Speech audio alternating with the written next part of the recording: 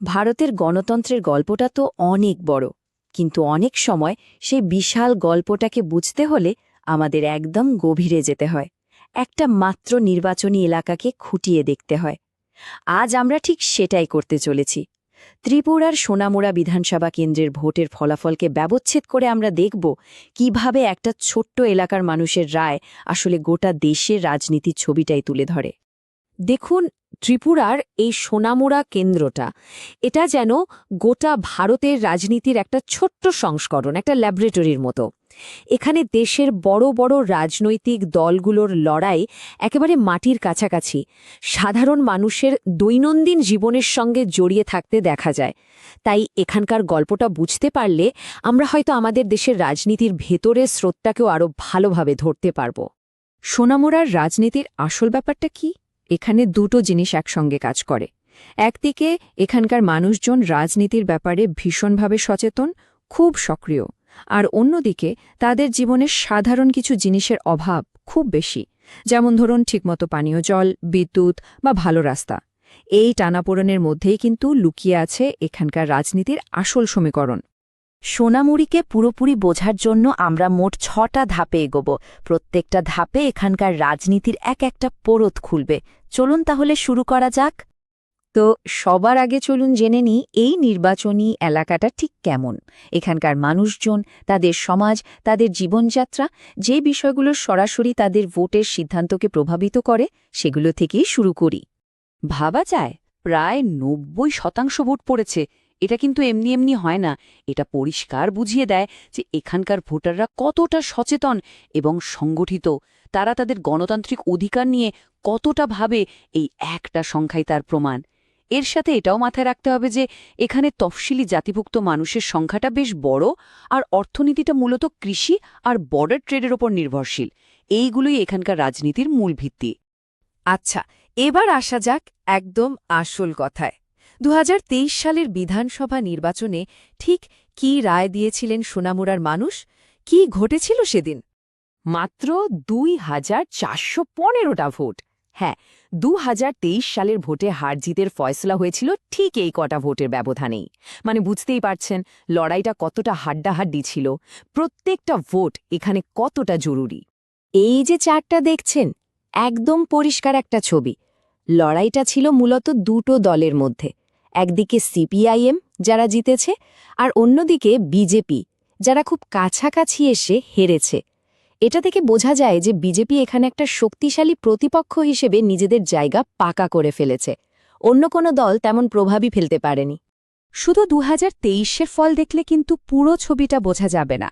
এটা তো একটা লম্বা গল্পের শুধু একটা পাতা। বর্তমানকে ঠিকভাবে বুঝতে হলে আমাদের একটু পেছনে ফিরে তাকাতে হবে, পুরনো ট্রেন্ডগুলো দেখতে হবে। এই টেবিলটার দিকে একবার তাকান। কি দেখতে পাচ্ছি আমরা? গত ৭টা নির্বাচনের ফলাফল এখানে দেয়া আছে। পরিষ্কার দেখা যাচ্ছে যে সিপিআইএম বরাবরই এই আসনে শক্তিশালী। শুধু ২০০৮ সালটা ছিল ব্যতিক্রম। বাকি সব নির্বাচনেই তারা জিতেছে।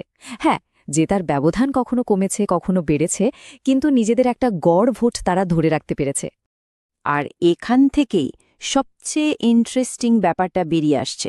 দেখুন বিরোধী শক্তিটা কিভাবে বদলে গেল। একটা সময় প্রধান প্রতিপক্ষ ছিল কংগ্রেস, কিন্তু ২০১৮ সাল থেকে ছবিটা পুরোপুরি পাল্টে যায়। কংগ্রেসকে সরিয়ে সেই জায়গাটা নিয়ে নেয় বিজেপি, এবং ২০২৩-এ তারা সেই জায়গাটাকে আরও মজবুত করে। এটা শুধু সোনামুড়া নয়, গোটা ত্রিপুরার রাজনীতিরই একটা বড় বদলের ইঙ্গিত। তো সংখ্যা তো অনেক হলো। এবার চলুন দলগুলোর ভেতরের দিকে একটু তাকাই। এখানকার যে প্রধান দলগুলো, তাদের কার শক্তি কোথায় আর দুর্বলতাই বা কী? তাদের কৌশলগুলো ঠিক কিভাবে কাজ করে? সোনামুড়ার এই জটিল পরিস্থিতিকে সহজে বুঝতে হলে আমরা একটা চারমুখী কাঠামো ব্যবহার করতে পারি। অর্থাৎ চারটে দিক থেকে নির্বাচনটাকে দেখতে পারি: মানুষের আর্থসামাজিক বঞ্চনা, জাতি বা সম্প্রদায়ের পরিচিতি, দলের সংগঠন এবং প্রার্থীর ক্ষমতা, আর সবশেষে প্রতিপক্ষের শক্তি। এই চারটে দিক মিলিয়ে দেখলে পুরো ছবিটা পরিষ্কার হয়ে যাবে। এই ফ্রেমওয়ার্কটা যদি আমরা সিপিআইএমের উপর ফেলি, তাহলে ছবিটা কেমন দাঁড়ায়? একদিকে যেমন তাদের অনেক পুরনো শক্তি আছে, যেমন তাদের গভীরে ছড়ানো ক্যাডার নেটওয়ার্ক বা ঐতিহাসিক বিশ্বাসযোগ্যতা, কিন্তু অন্যদিকে তাদের সামনে বড় চ্যালেঞ্জও আছে, যেমন তাদের নেতৃত্বে নতুন মুখের অভাব বা বিজেপির মতো একটা শক্তিশালী কেন্দ্রীয় মেশিনারির মোকাবেলা করা। আসলে এই যে এত লড়াই, এত প্রতিযোগিতা, এর কেন্দ্রে কি আছে? মানুষের মর্যাদা। আমাদের সংবিধানও কিন্তু এই কথাটাই বলে। তাই যখন আমরা রাজনীতি নিয়ে কথা বলবো, আমাদের আলোচনাগুলো যেন সবসময় তথ্য দিয়ে হয়, দায়িত্ব নিয়ে হয়। তবেই তো সমাজের প্রত্যেকটা মানুষের গলা শোনা যাবে, আর আমাদের সমাজটা আরও শক্তিশালী হবে।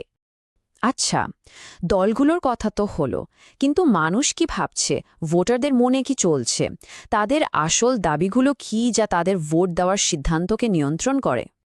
এই যে সমস্যাগুলো দেখছেন, এগুলো কিন্তু সোনামুড়ার মানুষের রোজকার জীবনের গল্প।